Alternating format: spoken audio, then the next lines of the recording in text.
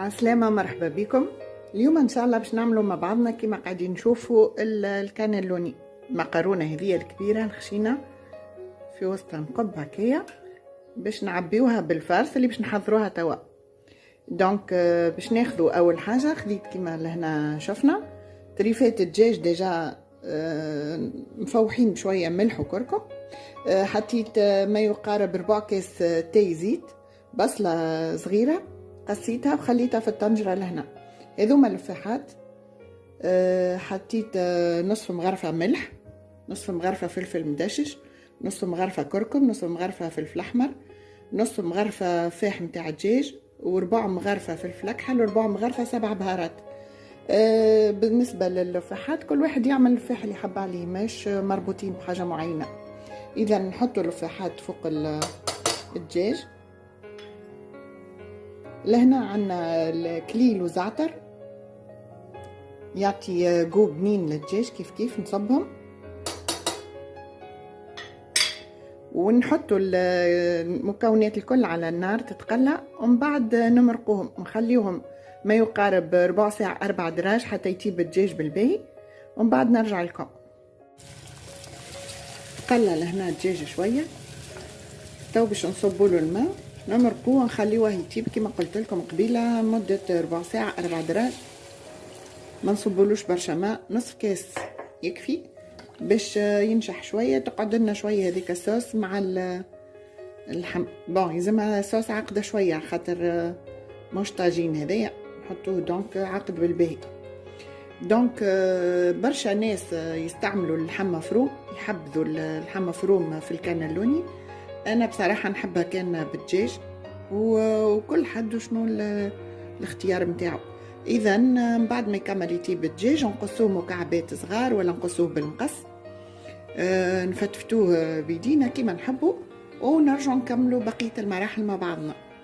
نحطوا لهنا 4 عظمات، نحطوا لهم شويه فلفل اكحل وشويه ملح، 4 مغرفه فلفل اكحل، 4 مغرفه ملح ما نكثروش، ونصبوا 3 كاس متاع ماء بالحليب. بسم الله. نركضوا العظم متاعنا شويه ونطيبوهم اومليت، ومن بعد نرفسوهم، معناها نفتفتوهم، ما نخليوهاش اومليت صحيحه. هذه الاومليت قاعده نطيب فيها، حبيت نوريكم نقعد هي تطيب وانا نحرك فيها باش ما تجينيش معناها يابسه، تقعد طريه وتجيني مبثثه. توا يبست الكل كيما قاعدين نلاحظوا، ما بقى كان نطفي عليها ونخليها تبرد باش نحضروا توا مع بعضنا الصوص نتاع الكانيلوني. خذيت لهنا كعبات طماطم، حطيتهم في ماء سخون بالباهي يغلي مده درج ونص، بعد قشرتهم ونظفت الزريعه اللي في وسطهم وحطيتهم على جنب.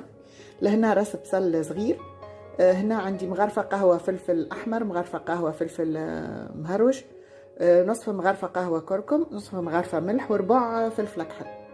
هنا شويه كليل، شويه زعتر، وهذايا شويه حبق شايح. باش نبداو نقليو مع بعضنا توا.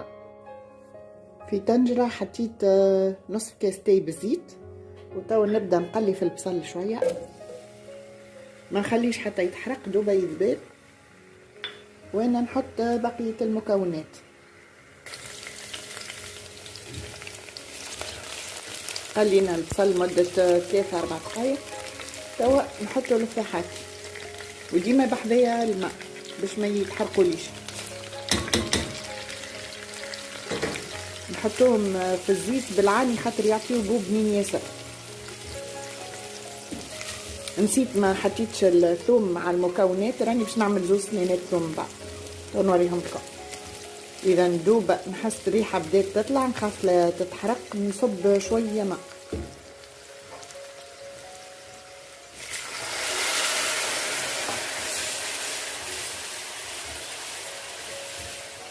نحط الزعتر والكليل والحبق،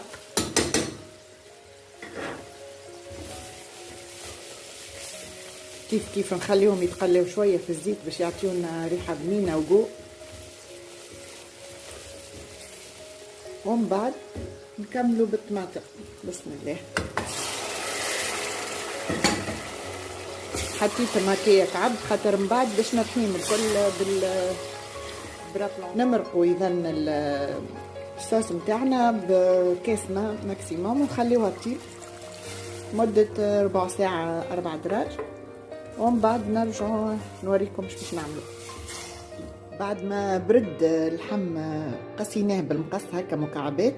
هذه الصوص كما قلت لكم تبدا عاقده بالباهي اللي متاع اللحم هذايا متاع الدجاج. خذينا لهنا شويه موتزاريلا رابي باش نعملها في الوسط متاع المقارونه، وهذايا العظم كيف برد لومليت اللي خدمتها ساعه قدامكم. توا نخلط المكونات الكل مع بعضهم.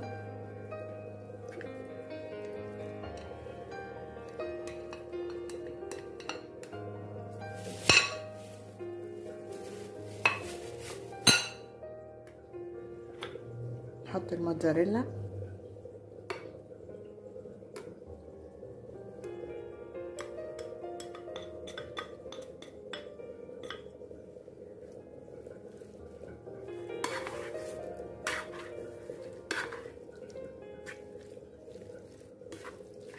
نحرك الكل مع بعضه. بعد ما حركنا مليح الحشوة هذه الكل مع بعضها، تو باش نبداو نعبيو في الكعيبات الكانيلوني. ناخذ مغرفة صغيرة ونبداو شوي بشوي نحطو فيها الفارس.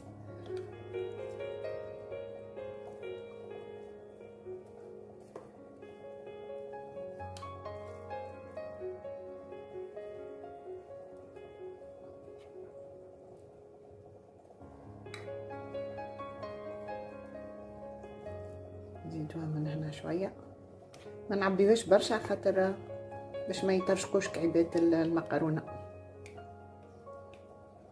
كيما قاعدين ندحضوا هكايا، ومن بعد نجيبوا الطبق اللي باش نحطوا فيه.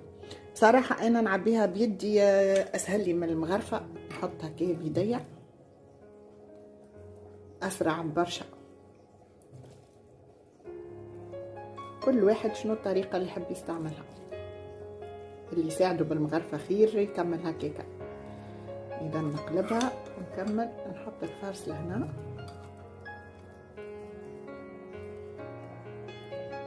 نخليها ناقصة هكا نص سنتي منها نص سنتي منها. نعبي الطبق متاعي ونرجع لكم. الصوص كيما قاعدين نلاحظوا عقدت، توا طفيت عليها باش نرحيها بالهذية البرا بلونجون. سينو ترحوها باي روبو اخر، ليسونسيال نرحيو هذاك الطماطم والبصل والكل. ما نساوش سنون الثوم، عندي 2 سنينات نقصهم ونحطهم ونرحيهم مع الطماطم. راهو الثوم لازم يعطي جو بنين ياسر في الصوص. اذا نكمل نرحي.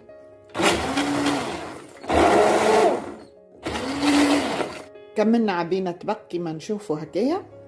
توا طاب سي الصوص طابت ورحيتها باش نبدا نصب فوق المقارونه. بسم الله. ماذا بيا تبدا طريه شويه الصوص خاطر المقارونه يلزمها سوائل باش تطيب.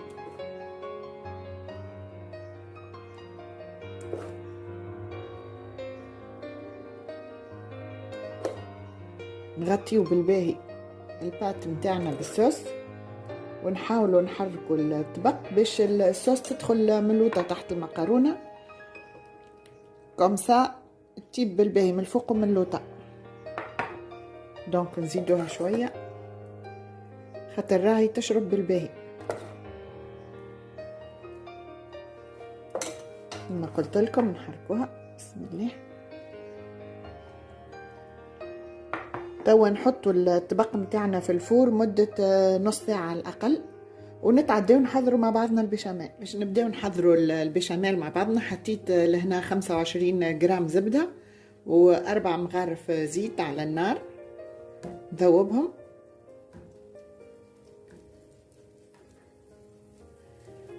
ونحط فوقهم 2 مغارف فرينه، 2 مغارف ماكله معبيين. نقصوا شويه على النار باش ما تحرقناش، ونحركوا بالباهي حتى تدخل الفرينه كلها في الزبده.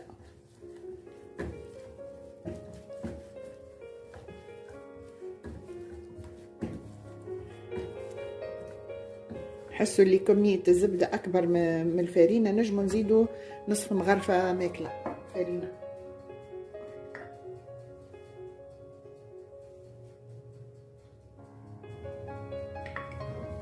نحركو هكا قوامها باهي بحول الله تجينا.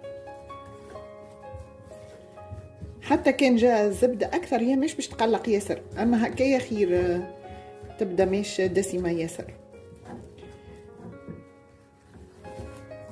لاحظوا اللي الفارينة لونها تبدل غماق، معناها الفارينة متاعنا طابت. تو نبداو نصبوا في الحليب ما يقابل 3/4 لتر والا لتر كامل. تو نشوفوا نصبوا نشوفوا. بسم الله. هذه نص لتر.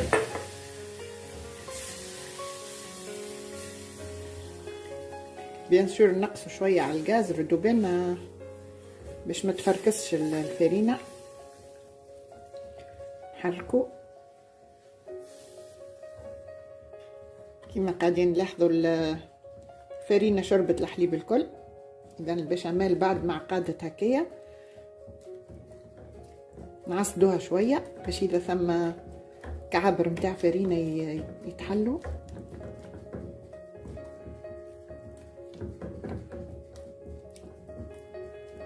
ومن بعد نعاودو نصبوا لها كميه من الحليب، باش نصب لها اقل من نصف لتر كما قلنا 3/4 لتر، ونشوفوا اذا سافا سينون نزيدوها شويه نخليوها اذا تعاود تشرب الحليب. عودت البشاميل عقدت بالبي، دونك باش نزيدها بقيه اللتر متاع الحليب. بسم الله. اذا زوز مغارف ونص فارينه كبار يلزمهم لتر من الحليب.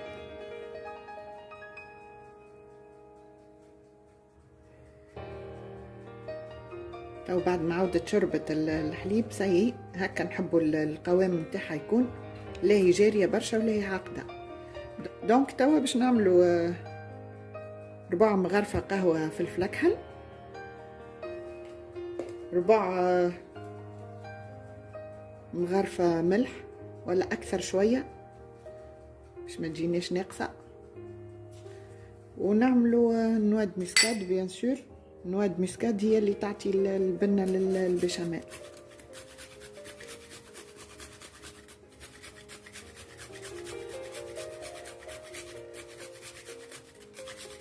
مقارونه متاعنا في الفور تو تعديت 4 ساعه وهي طيب. نكملوا نحركوا بالباهي البشاميل ونطفيو عليها ونصبوها فوق المقارونه.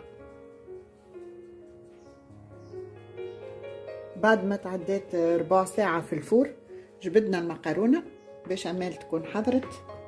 نبداو نصبوا فيها من الفوق. بسم الله.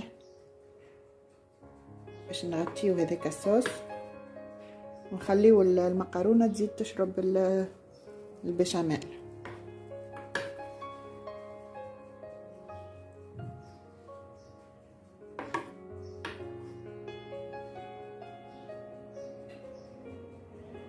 كميه متاع الحشوه الدجاج وكل هذه عملت لي راهو طبق هذايا ومعاه طبق صغير. تو كي تجيبوا نصوره لكم ان شاء الله. اذا ناخذ توا موتزاريلا عربي. بيان سور كل حد يعمل الجبنه اللي يحب عليه، انا ديما نحب الموتزاريلا العربي. ونزين بالباهي الطبق نتاعي ونعود نرجعه الفور ما يقارب درجين اخرين حتى يتشرب البشاميل، المقارونه تشرب البشاميل والجبن يحمر شويه.